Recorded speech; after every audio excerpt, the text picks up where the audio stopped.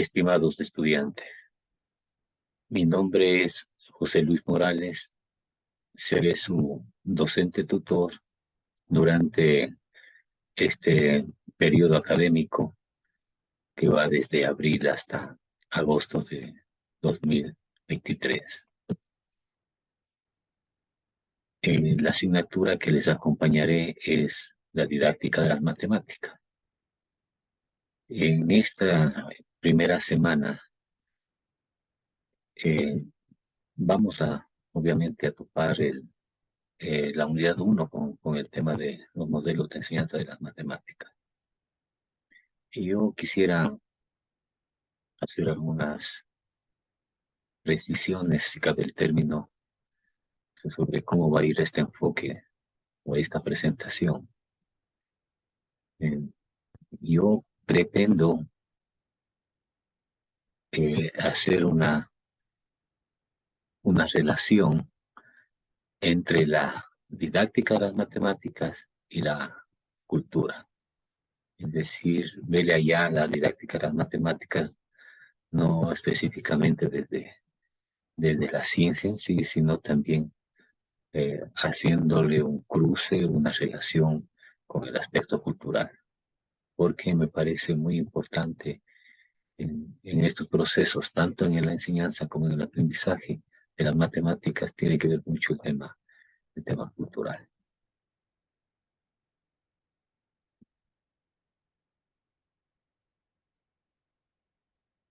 Eh, Como les había dicho en esta introducción, pues obviamente la didáctica es la ciencia que estudia los procesos de enseñanza y aprendizaje. Esta ciencia realmente necesita pues una innovación en el sistema educativo ecuatoriano, eh, que obviamente considere la parte cultural del país que no ha sido tratado en los diferentes currículos, aunque obviamente hay el, hay el currículo del MOSEI por distinguir a la parte cultural, la parte indígena.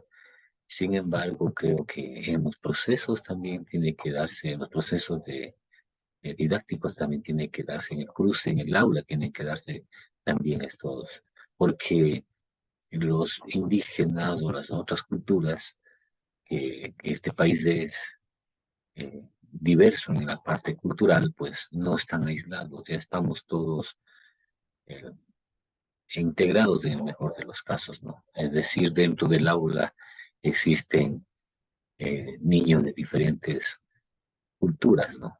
Incluso ahora con el tema de la migración, el tema cultural es más fuerte. Obviamente eso tiene que ver mucho con el tema didáctico. Eh, y obviamente la didáctica no está separada de la parte epistemológica. Y la parte epistemológica, pues, o sea, lo que hace referencia al conocimiento de las matemáticas, eh, tiene pues la homogeneidad o el absolutismo de la enseñanza de las matemáticas siempre desde el mundo occidental o desde el punto de vista europeo. Todo lo que conocemos de las matemáticas es importado. Y claro, alguien puede preguntarse, ¿y acaso nosotros hemos tenido matemáticas? Nuestros pueblos originarios, claro que las tenía. Por supuesto, de no cómo construían sus caminos, sus puentes, que lo hacían con los recursos que hay en la naturaleza. Tenemos las fortalezas por ejemplo, Machu Picchu. Muchos ingenieros en la actualidad se sorprenden todo el sistema de agua que en la cima de la montaña lo hacen, y de drenaje lo hacen, lo hicieron los incas, por ejemplo, ¿no? O la siembra en terrenos con topografías totalmente irregulares, no planas. Entonces, para eso necesitaría mucho conocimiento de las matemáticas. A eso me refiero que sí había matemáticas. Lamentablemente, eh, todo este conocimiento, todo este saber de nuestros pueblos originarios eh, fueron destruidos, fueron exterminados, si cabe el término. Sin embargo, existe hoy en día muchos matemáticos, en este caso, por tocar la área de matemáticas, que están muy preocupados en investigar o en tratar de descubrir todos eh, esos saberes de nuestros pueblos en el tema de las matemáticas. Y claro, por ejemplo, aquí para el tema de la didáctica, por ejemplo, la parte occidental parte del punto y la recta, pues en Europa, los griegos, todo el mundo occidental lo que desarrolló es la geometría plana, ¿no? Eh, eh, porque ellos justamente, y esto tiene que ver mucho incluso también en el lugar donde viven, eran lugares eh, donde se desarrolló la, la geometría, pues eran lugares planos y necesitaban justamente dividir los territorios para sus procesos de agricultura, de cultivo. Otra de las características, obviamente ya esto lo reconoce, obviamente la propia matemática occidental es totalmente abstracta. Eh, Siempre utilizamos fórmulas, etcétera, para las matemáticas y deductivas. En cambio, pues ya desde el punto de vista epistemológico, pues en cambio nuestros pueblos parten no de la línea, sino parten del cuadrado. Uno de los elementos que se plantea o que argumenta este pensamiento es la cruz cuadrada, ¿no? Conocida como la chacana. Y pues si ellos en base a la chacana eh, definen sus cosechas, conocen mucho el mundo, la realidad, el mundo de así eran nuestros pueblos antiguos. Y aunque ahora han rescatado también, tratan de rescatar el mundo indígena toda esta sabiduría, este conocimiento de las matemáticas. Otra de las características que es inductiva es concreta. Eh, ya para entrar más al tema de la didáctica y distinguir estos dos mundos, pues el occidental prioriza el uso de las TIC como recurso didáctico en el aula. La enseñanza se basa en fórmulas, se parte de reglas de axiomas.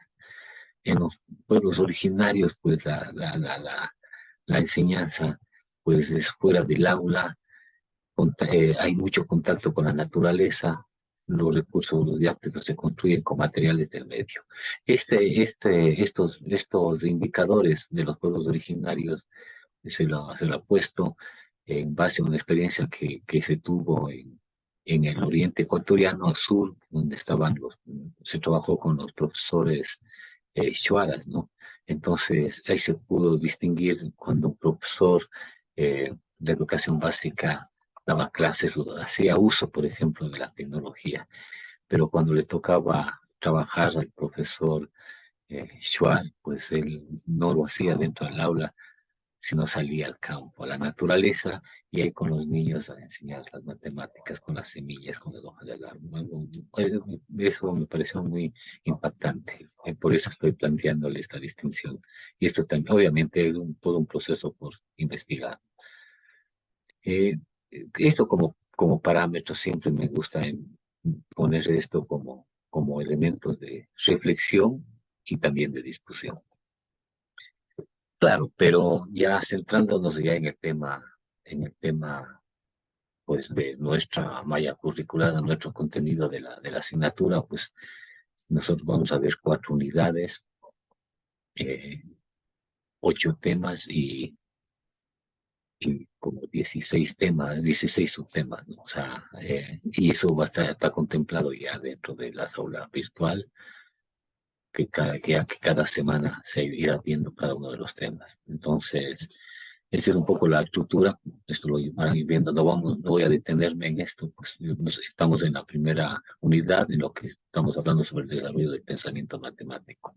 con los temas de modelo de enseñanza de matemáticas, desarrollo del pensamiento lógico. Ahora, ese es el tema que vamos a ver. Y lo que estamos haciendo hoy es una introducción, una reflexión con un pensamiento crítico. Y otro elemento que es importante también aquí aprovechar para comentar es la matemática de la escuela tradicional, ¿no? La matemática, este tipo de escuela tradicional, que esperemos que ya desaparezca, es memorística, repetitiva, el niño no sabe nada, hay que llenarle de conocimientos, el profesor es el único que sabe, dueño de la verdad, etc. La letra con sangre entra, también hay violencia, etc. Bueno, eso era antes, que uno, los que somos ya más o menos los que tienen mi edad, pues hemos pasado por todos estos procesos realmente muy traumáticos en el sistema educativo ecuatoriano. Esa es la escuela tradicional y bueno, y yo creo que algunos métodos de enseñanza, lamentablemente, se siguen utilizando, ¿no? De pronto no la violencia, pero sí el tema, por ejemplo, memorístico, ¿no? Se enseña las tablas de multiplicar y que los niños aprendan de memoria, sin enseñarles ¿y por qué, para qué eso?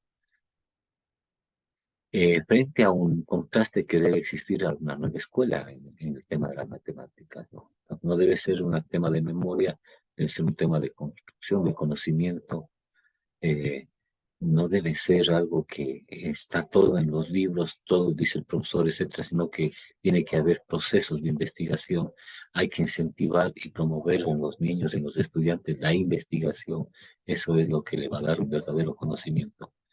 El niño, no es que el niño no sabe y no sabe nada, sino el niño tiene conocimientos previos con esta nueva enfoque de esta nueva escuela. Lo que se trata es de desarrollar sus capacidades, ¿no? Reconocer que cada niño es diferente en cuanto a su aprendizaje. El profesor ya no es el típico que está atrás y el que da las instrucciones y el que está pendiente, sino es un mediador, el que está obviamente vigilante, más que vigilante, pendiente de algunas necesidades de tutorías con los trabajos que se estén haciendo en clase, ¿no? Se trabaja más que el tema de la autoridad, del castigo, se trabaja más el tema de la inteligencia emocional. Eh, y el rol de este nuevo docente, pues no, eh, se enfoca ya en desarrollar destrezas, habilidades, no trata de transmitir lo que está en los libros exactamente a los estudiantes, sino hace una propia metodología, construye su propia recurso, ¿no? Eh, entonces, utiliza el tema de las emociones, eh, también el bastante trabajo que utiliza con grupos, un trabajo colaborativo, cooperativo. Entonces, hay muchos roles que el nuevo docente lo debe tener, ¿no es cierto? Reconoce que el nuevo docente no es el que todo sabe, sino el que tiene que aprender, ¿no? O sea, el docente es un ser humano, no es una máquina, no es una inteligencia artificial, es un ser humano con sentimientos. Entonces, también tiene que fallar y a lo mejor eh, pues, errar en algún momento, y eso es normal en los seres humanos. Entonces, pero hay muchos elementos que donde el docente, el nuevo docente, pues está más cerca en el tema de acompañamiento en el desarrollo de las capacidades y destrezas de los estudiantes. Y como habíamos dicho, estas nuevas metodologías activas, un trabajo colaborativo, y a los propios chicos, los propios grupos, los propios estudiantes definen sus estrategias para solucionar el problema, investigan, obviamente, analizan, discuten cuál es la mejor estrategia, porque él es el actor principal de su aprendizaje, el estudiante. No es el profesor que le enseña, sino que el estudiante que aprende, el rol está en él.